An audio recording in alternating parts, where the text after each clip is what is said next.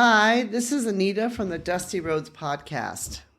One of the things that when you travel around the world, you'll hear the terms UNESCO quite a bit. And I don't think I really ever heard this except when I've been in other parts of the world. And so today I want to talk a little bit about UNESCO, exactly what UNESCO is. And I'd like to talk about some of the sites that they help protect around the world and why this is important. UNESCO's stands for UN Educational, Scientific, and Cultural Organization. It was established in 1945 with a mission to foster international collaboration through education, science, and culture. One of UNESCO's most prominent initiatives is the designation of World Heritage Sites. So if you're traveling around the world and somebody says to you, oh, this is a UNESCO protected land, this is a UNESCO World Heritage Site, that is because UNESCO has decided that this area, this land, or whatever is worth trying to protect. So it could be places of cultural, historical, or natural significance that are deemed worthy of protection for future generations. These sites can range from architectural marvels like the Taj Mahal in India to natural wonders like the Great Barrier Reef. They, are usually sites that somehow showcase the, tapestry of human achievements to the, planet's natural beauty. So UNESCO is all about protecting the top cultural sites, the top sites that have history, and the top sites which are natural wonders around the world. So it's basically those three things. That's why, they'll protect a building as well as protect something like the Great Barrier Reef or protect other type of natural wonders. UNESCO's World Heritage Sites also play a vital role in fostering a sense of shared humanity. They remind us of our collective responsibility to cherish and protect the treasures of the past, the wonders of nature, and the cultural expressions that define who we are. So it's really about us protecting these sites for future generations, that they can still be able to enjoy them as we enjoy them today. They really work to protect these because it can really help these countries, especially some of the poorer countries, to be able to make sure that these sites are protected for many of the future generations. Despite the popularity of some UNESCO sites, many remained underappreciated and lesser known. So I've written a blog post on the 15 must-see hidden gems, the most underappreciated, overlooked UNESCO heritage sites. Now, I'm not going to list through all 15 of them because you could go onto my blog post, which we'll put in the description, where you can go onto my blog post and you can look at them yourself. But it is interesting to be able to point out some of them and to talk a little bit about some more of these sites and why they ended up on UNESCO's list and why maybe they're kind of a little bit underappreciated.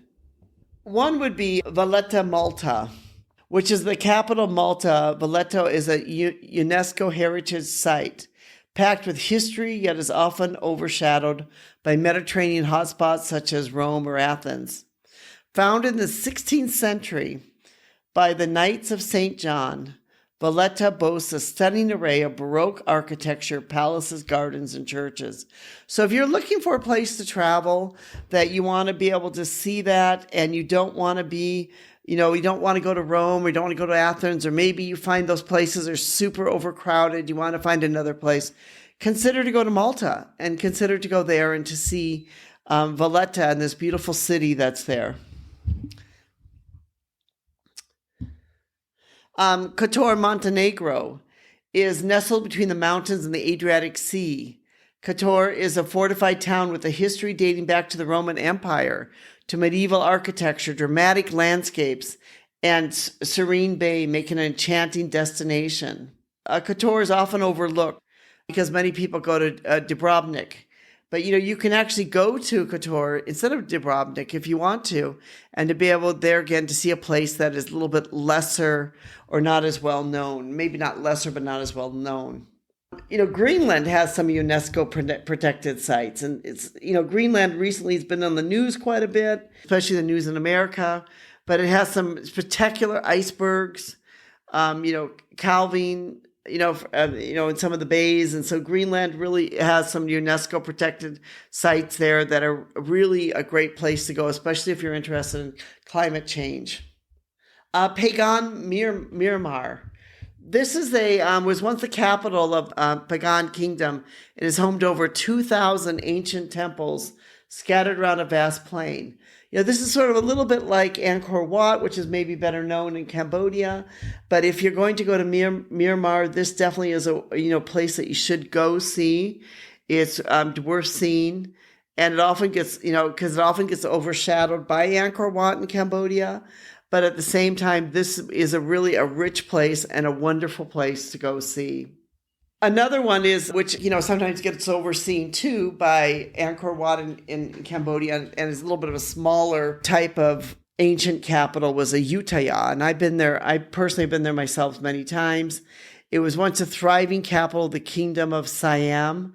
It's now an architectural park that's filled with stunning ruins and towering Buddhas.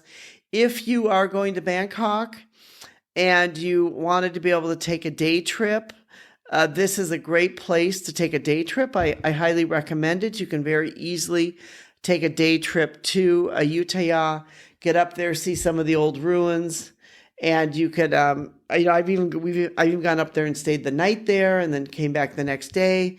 I don't remember exactly how far it is to drive, but it's not that far to drive between Bangkok, especially Bangkok and Ayutthaya, and it is a place that I think is really worth going to see. It's overlooked, many times in favor of Bangkok. People just go to Bangkok, they go to Phuket, they go to, other parts of Thailand. But Utah is quite a peaceful place. It's quite a great place where you can see some really great ruins and some great history. Here's another great place to go see is the northern part of Sweden. Some of the Lapland area of Sweden is under UNESCO. And it's, they offer some stunning forests, wetlands, and mountains. It's a great cultural landscape shaped by the Sami people who've lived there for centuries. For those that are interested in nature, if you're interested in hiking, the midnight sun, wildlife, all of that type of things, this is a great place to be able to go visit northern Sweden. And it really is a very, it's a protected area, but it's also a great area with some really great wilderness that's going on into that part of the world.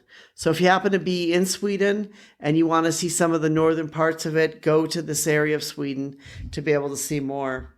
So I have actually 15 total. I have just highlighted just a few of them, some of them that I consider to be my favorites, but we will put a link in the description to our blog post entitled The 15 Most Overlooked UNESCO Heritage Sites You Should Visit. And also you can learn a little bit more about UNESCO, the United Nations Educational, Scientific, and Cultural Organization.